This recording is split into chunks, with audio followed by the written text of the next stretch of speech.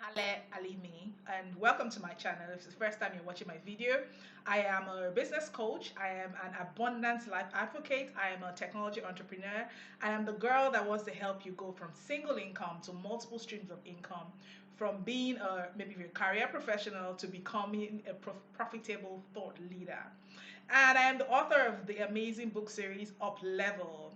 Today, I'm going to be continuing what I call my wealth series, and I'm going to be sharing with you three limiting beliefs I had to kick, okay, to develop a wealth mindset. Okay, my goal for sharing it is to also help you kick whatever limiting beliefs you might have right now that might be holding you back from living the wealthy and abundant life that God has in store for you. I have to tell you a story. When I was growing up, and I grew up with amazing parents, and we were taught a lot of values and character and how to, focus on what is right, okay?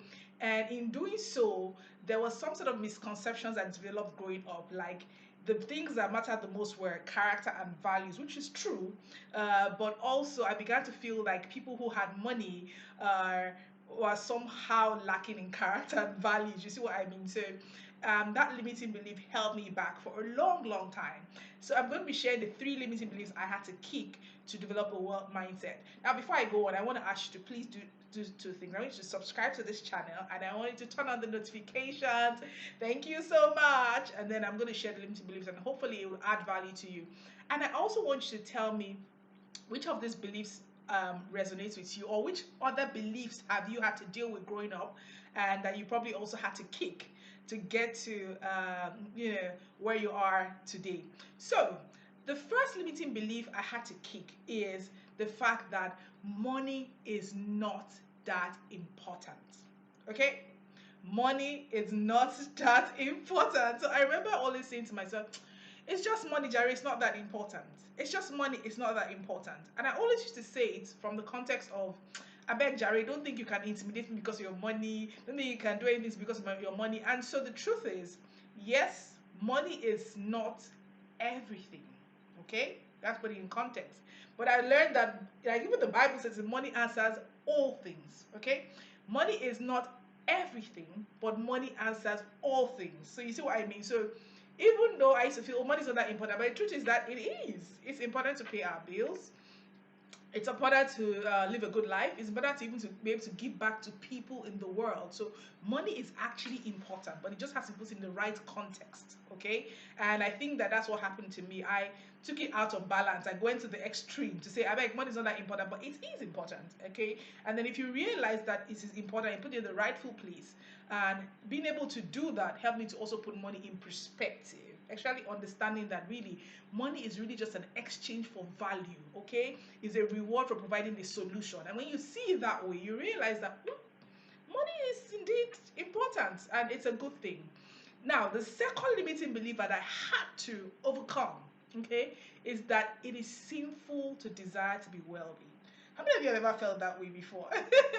Like I said to you, I grew up in a very moral, background, moral upbringing. So I had this, I won't say holier than that, but this mindset of, you know what, just work hard, be content with what you have, don't desire too much. And I think there's even a scripture in the Bible that says that he who chases wealth or something will fall into a snare. So I just say, it is simple to be wealthy. Me, I don't want to see that kind of thing. But I realized that that was also out of balance, because I think there's one of my favorite scriptures, is 3 John 2 says, I wish above all things that you will prosper and be in good health as your soul prospers. So it isn't sinful to be wealthy.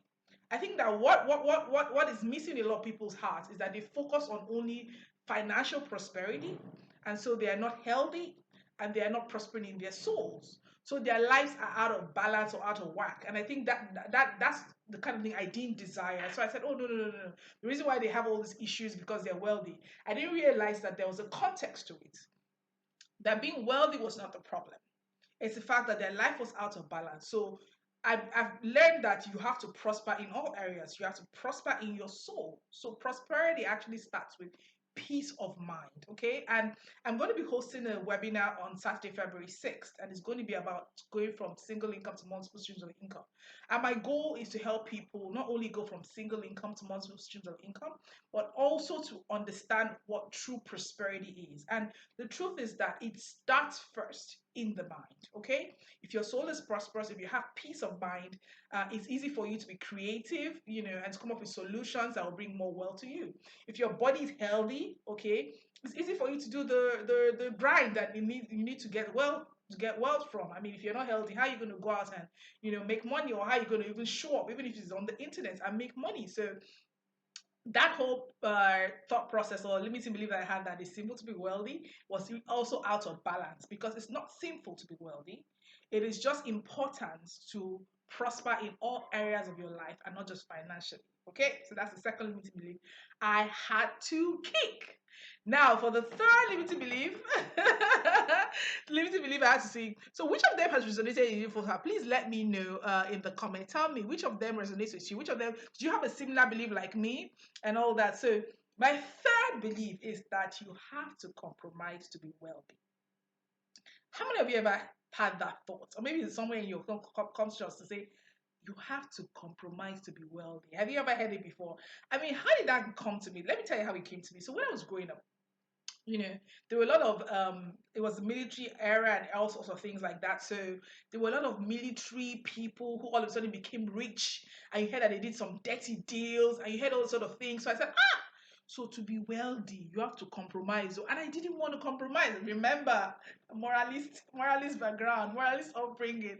I didn't want to compromise. So I used to have this disdain. So subconsciously, I grew up with this thing that when there's somebody that's wealthy, if it's a woman like me, I said, how has she compromised? What has she done? I didn't realize that I was driving wealth.